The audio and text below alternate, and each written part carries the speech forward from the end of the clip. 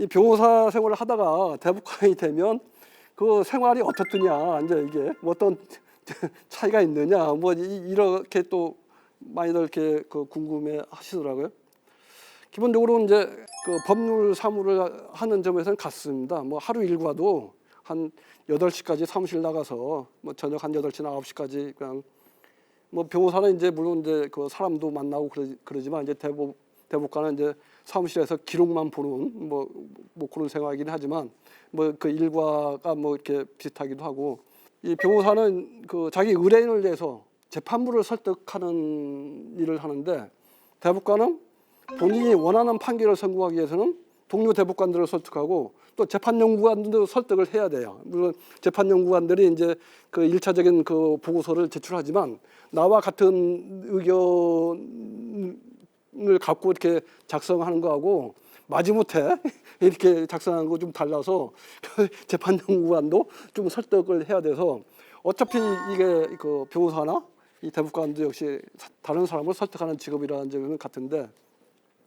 다만 이제 이 변호사는 그 민간인으로서 또 자유업이니까 뭐 자기 하고 싶으면 하고 하기 싫으면 안 할 수 있는데, 이 대법관은 이제 공무원이니까 기본적으로 대외적으로 이게 사람을 만나거나 이게 다른 그 대외적인 활동을 하는 게 제약이 됩니다. 그래갖고 처음에 그 대법원에 간 다음에 뭐 기자, 뭐 평소에 알던 기자 한번 밥을 먹어봤는데, 아니 기자들이 이제 사람을 만날 때는 무슨 기사 가치가 있는 얘기를 듣고 싶어 할 거 아니에요. 변호사 시절에는 뭐 이렇게 하고 있는 사건이나 뭐 이렇게 뭐 입법이 필요한 거 있으면 기자가 좀 기사화해 주길 바라는 것도 있고, 뭐 그렇게 해서 이제 서로 이해관계가 맞아서 이렇게 얘기하는데, 만약에 대법관이 기사 가치 있는 얘기를 하는 것은 그건 큰 그 실수를 하는 거 아닙니까? 그러면 기자 만나도 실수할까 그냥 긴장하면서 봐야 되니까 굳이 만나야 될 필요가 없더라고요. 뭐 그런 게 이제 뭐 그 대학 친구나 학교, 그 고등학교 친구도 만나다 보면 약간 뭐 사건 관련된 얘기가 나오고, 그러면 또 이제 해서 여기 이 대법관이라는 자리는 인간관계를 끊어가는 자리였던 것 같아요. 그래갖고 무슨 사회적인 현안, 정치적인 현안에 대해서 의사 표현을 할 수가 없더라고요. 이게 뭐 개인적으로 이렇게 뭐 그런 부분에 비판받는 것은 충분히 감당할 수 있는데, 근데 괜히 어떤 그 사안에 대해서 뭐 SNS나 뭐 어떻든 이렇게 의견 표현을 했다가 이 재판 자체의 공정성에 대해서 이제 그 문제 제기가 될 수 있기 때문에, 그 대법관이라는 명칭 자체도 역사적인 의미가 있습니다. 이게 우리나라에서 대법원 대법관이라는 명칭이 처음 사용한 게 해방 후 미군정 시절이거든요. 그 이전에는 그냥 뭐 그 대심원이라는 표현을 쓰였고, 그다음에 그 고등법원, 조선고등법원 뭐 이렇게 했었고, 그다음에 그 최고 그 상급심 3심도 이 부장과 부원 이렇게 그 지위가 다르게 구성이 돼 있었어요. 그런데 이제 이 그 해방 후에 그 미군정이 이제 그 조선 고등법원을 슈프림 코트, 미국의 이제 슈프림 코트로 이렇게 번역하면서 그걸 이제 대법원으로 했고, 그다음에 그 대법관 이제 미국식으로 그 대문자 제2에서 저스티스라고 하는 것은 이제 우리 이제 대법관으로 이렇게 번역을 해서 사용했는데, 거기 대법관은 대등한 지위라는 취지입니다. 그러니까 그 부장과 부원이 아니고 같은 대등한 지위의 그 법관들이 최고심을 이렇게 담당한다는 그런 의미가 있고, 그러다가 이게 그 군사정부 되면서 5.16 후에 대법관을 대법원 판사로 호칭을 바꿔버려요. 그게 그 전에 59년에 이 대법원이 좀 이렇게 그 구성이 바뀌었고, 대법관과 대법관이 아닌 대법원 판사로 이원적으로 구성이 됐었거든요.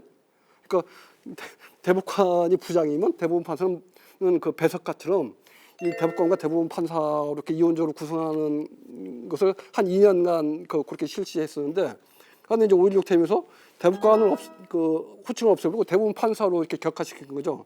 그러니까 그 시절에는 대법원을 완전히 그 군 법무감실 정도로 이렇게 취급한 거예요. 그러다가 계속 이제 그 군사정부 시절에는 대법원 판사란 그 호칭을 쓰다가 87년 헌법에서 비로소 이제 헌법에 의해서 대법관이라는 명칭을 다시 회복합니다.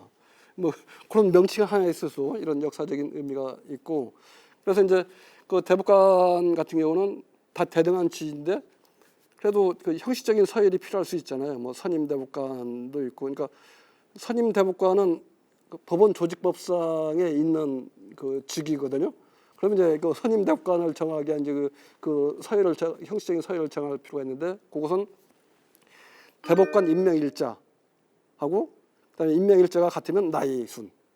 그 전에 뭐 연수원 기수나, 그러니까 일반 법관 때는 연수원 기수도 좀 중요하고 법관 임용 시기도 중요했는데 그런 거 다 관계없이 대법관으로 되는 순간은 대법관 임용 일자와 그다음에 그 같을 때 나이 순으로 이렇게 서열을 정하고 있습니다. 그러니까 그 같은 날 뭐 2명, 3명씩 이제 그 대법관에 임명되면 선임 대법관을 못 해보고 임기를 마치는 경우도 있게 됩니다. 우리나라 이게 대법원 재판 요 상고 제도는 해방 후에 정말 많은 그 제도를 다 시행을 해봤습니다. 그래갖고 이제 지금 제도로 정착된 게 94년부터 한 30년간 이제 현재의 제도로 정착이 됐는데, 그 전두환 정권 시절에 상고 허가제를 도입해서 상고 허가제도 실시한 적이 있습니다. 이 상고 허가제도는 이 상고를 할 때 상고 허가 신청을 먼저 합니다. 그 상고 허가 신청을 먼저 하면 그 상고 허가 신청 이수하고 그 하급심 판결만 대법원에 보냅니다.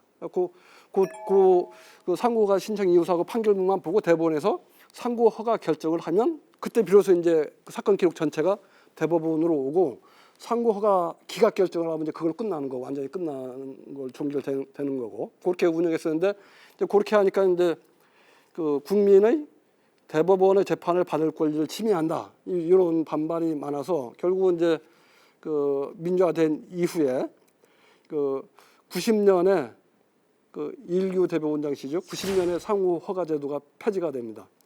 그런데 이제 상고 허가 제도가 폐지되니까 그 많은 사건들을 이제 다 이제 그 대법원에서 이렇게 그 봐야 되니까, 그 상고 허가제가 폐지된 90년에 대법원의 상고 본안 사건 수가 한 8천 몇 건이었어요. 그런데 이제 그때 그 대법관은 이제 12명으로 이제 그 4명씩에서 이제 세계 재판부를 구성해서 이렇게 하는데, 한 4년 해보니까 한 12,000건이 됐습니다. 그러니까 12,000건 돼서 한 1.5배 4년 만에 늘어나니까 그걸 감당하기가 어렵다.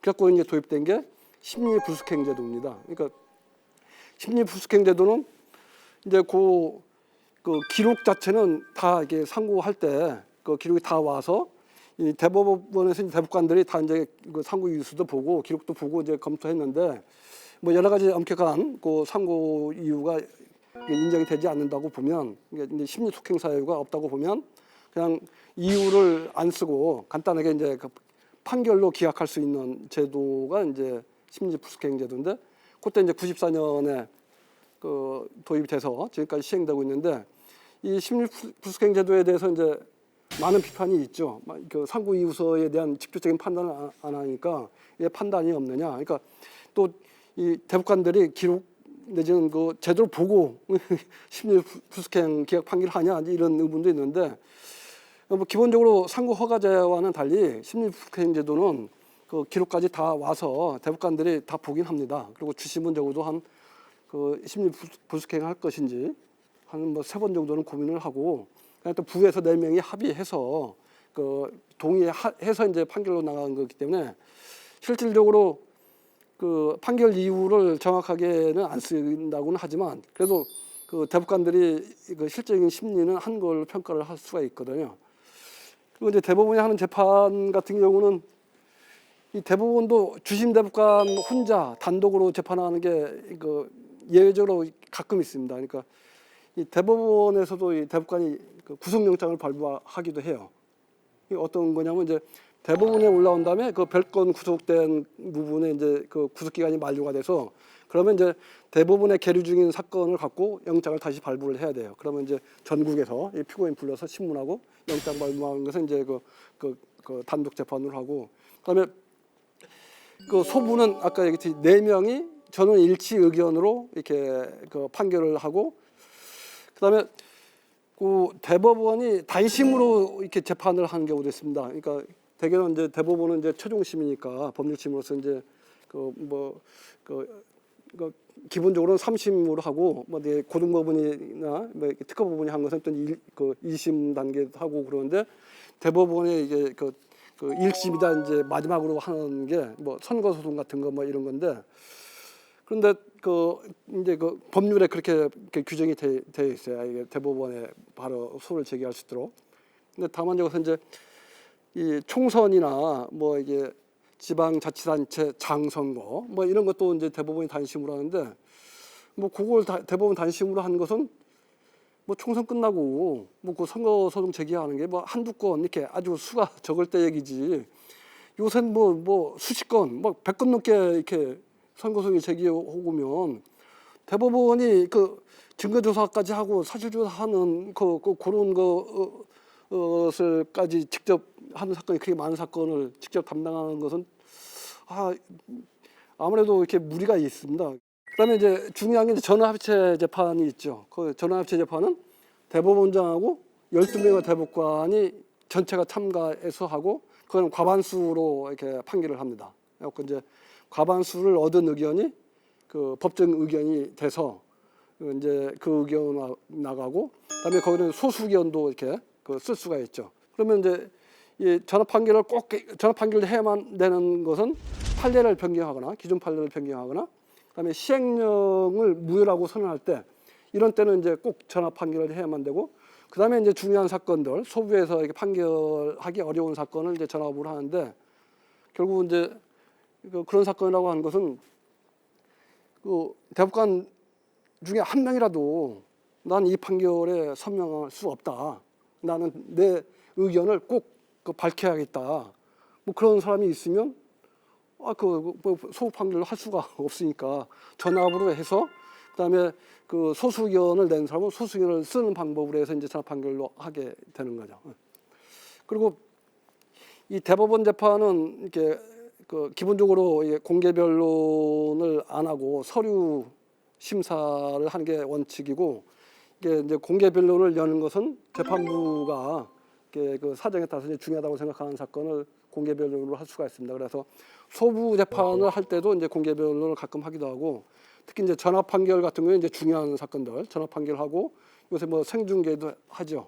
대법원 2020도 12630 주거 침입 사건과 대법원 공개 변론을 시작하겠습니다. 검찰도 의사 침해설의 입장입니다. 주거침입죄의 성립을 부정함이 타당하다고 판단됩니다. 뭐 어떤 해석이나 법적 대응이 필요하다고는 보여집니다. 대법관의 입장에서는 이 공개 변론 장에서 이제 참고인이나 그 대리인들에 대한 질문을 통해서 본인이 사회에 전달하고자 하는 메시지를 전달하는 장이 될 수도 있습니다. 그러니까 판결문에 담기는 어렵지만 꼭 이 사건에서 이 얘기만은 꼭 전달하고 싶다는 메시지를 이 공개 변론장에서 질의응답을 통해서 이렇게 할 수가 있어요. 그러면 그것을 캐치한 기자들이 또 이렇게 기사화해 주기도 하고 그러는데 뭐 그런 장으로 활용되기도 해서 이 공개 변론을 1년에 한 2번 정도를 하면 좀 더 이렇게 좀 바람직하지 않겠나. 그러니까 대법원이 이렇게 중요한 쟁점에 대해서 이렇게 토론하고 뭐 그런 부분에 대해서 이제 공방이 오가는 것들을 국민들이 같이 보면서 이렇게 고민할 수 있게 하는 뭐 그런 의미가 있을 것 같긴 합니다. 그리고 이제 대법원 판결에 보면 견해 차이가 많이 나서 이제 뭐 다수 의견도 있고 뭐 거기 또 소수 의견 별개 의견도 있고 뭐 이렇게 반대 의견도 있고 그런데 이런 견해 차이 나는 것들을 보면 모르겠어요. 어떤 게 분석하는 사람들은 뭐 이렇게 이 대법관이 진보적이다, 보수적이다 이렇게 또 이렇게 평가하기도 하는데 그런데 저런 평가도 이렇게 상대적인 것 같아요. 그러니까 어떤 판례를 변경한다고 하면 그 판례가 뭐 시대 상황을 이렇게 반영하지 못해서 시대 상황을 반영하는 방향으로 판례를 변경하면 뭐 진보적이라고 평가할 수 있겠죠. 근데 또 경우에 따라서는 이미 진보적인 방향으로 변경된 판례를 다시 이 보수적인 방향으로 이렇게 변경하는 경우도 있어서 뭐 그런 부분도 이렇게 이례적으로 이렇게 평가할 수는 어려운 측면이 있는 것 같고, 그 다음에 또 이제 사법 적극주의 대 소극주의가 대립하기도 합니다. 그러니까 이 사법 적극주의 같은 경우는 이제 이게 법원이 해석을 통해서 이렇게 판단할 수 있는 영역이냐, 아니면 국회가 입법을 해야 할 사항이냐. 그래서 어떤 경우에는 이것은 지금 현재 그 판례 태도대로 가고, 만약에 다르게 해석하려면 그 국회가 입법을 해줘야만 가능하다. 이제 이런 견해가 이제 사법 소극주의 내지는 그 자제 입장이고, 아니다. 지금 현재 그 법 해석상으로도 충분히 뭐 기존 그 판례와 다르게 해석하니까 충분히 가능하다. 이게 이제 적극주의적인 관점이라고 할 수 있는데, 많은 그 전합 판결에서 의견 대립하는 것들 보면 요 두 견해가 이렇게 충돌하는 경우가 많습니다. 그다음에 또 대립하는 부분 중에 하나가 이제 이 법률 해석을 할 때 이 법률 그 문헌, 그 문구를 아주 철저하게 해서 뭐 이게 문헌의 그 해석에 기초해야 된다. 그러니까 거기 이제 문헌 해석 중심으로 이렇게 해석해야 된다는 그런 관점이 있는가 하면, 아니 법이 이렇게 제정된 취지나 목적 이런 것들에 비추어서 그 문헌 해석 부분 조금 유연하게 해석할 수 있느냐. 그런데 이 목적론적 해석을 한다는 관점에서도 기본적인 그 문헌 해석은 전제가 된 거거든요. 그래서 결국 이제 그 문헌 해석 정도를 어느 정도나 이렇게 엄격하게 할 것이냐는 고차인데, 그래서 이제 문헌주의를 얘기하면서도 엄격한 문헌주의, 가치 중립적 문헌주의라고 해갖고 문헌 해석에 따라서 해석하고 그 결론이 뭐 그 진보적이든 그 보수적이든 결론 나온 방향 그 방향대로 이렇게 가야 된다는 그런 그 입장이 있고, 아니고 이제 약간 가치적 판단까지 들어가서 조금 그 문헌 해석을 지나치게 엄격하게 할 때 가치 판단과 다른 결론이 나오면 조금 문헌 해석 부분을 유연하게 이렇게 느슨하게 해석할 수도 있다. 이런 부분에 또 이렇게 충돌하거든 합니다. 그래서 서로 상대방 의견에 대해서 그건 지나치게 문헌에 매몰된 해석이다 이렇게 얘기를 하고, 그 목적 그 주제에 빠져서 이 문헌 해석의 범위를 벗어났다 이렇게 해석하기도 합니다. 그리고 이제 또 많은 부분에서 이렇게 또 그 의견 견해 차이가 나오는 것 중에 이 공동체주의냐 아니면 그 자유주의적 리버럴 개인주의냐, 요 부분에서 이렇게 그 대립이 많이 이렇게 되기도 합니다.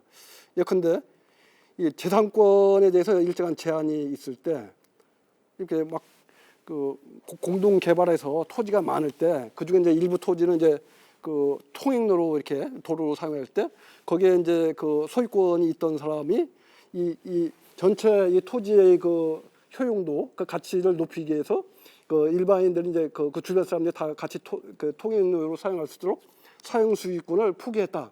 이런 이제 그 법리가 있는데, 이런 법리를 유지할 것이냐 이제 변경할 것이냐 이렇게 문제가 될 때 이 개인주의, 자유적 개인주의적 관점에 하면 재산권 절대 관점에서 보면 그런 판례 법리는 이거 반드시 변경돼야 된다는 거고, 아니 공동체주의적 관점에서 그 재산권에 대해서 일정한 그 제약을 가할 수 있는 거 아니냐, 이런 관점에서 이제 이렇게 그 의견 대립이 될 수 있고, 그다음에 조세 사건에서 조세 정의를 이렇게 조금 이렇게 강조하느냐, 아니면 재산권 절대, 재산권을 강조하느냐에 따라서 또 이렇게 의견이 갈리기도 하고, 그러면 이제 그 뭐 조세법과 관련된 시행령의 무효 여부를 판단할 때도 이 조세 정의라는 관점에서 보는 거 그런 관점하고 이 철저하게 이 재산권 중시하는 관점은 결론이 다를 수가 있겠죠.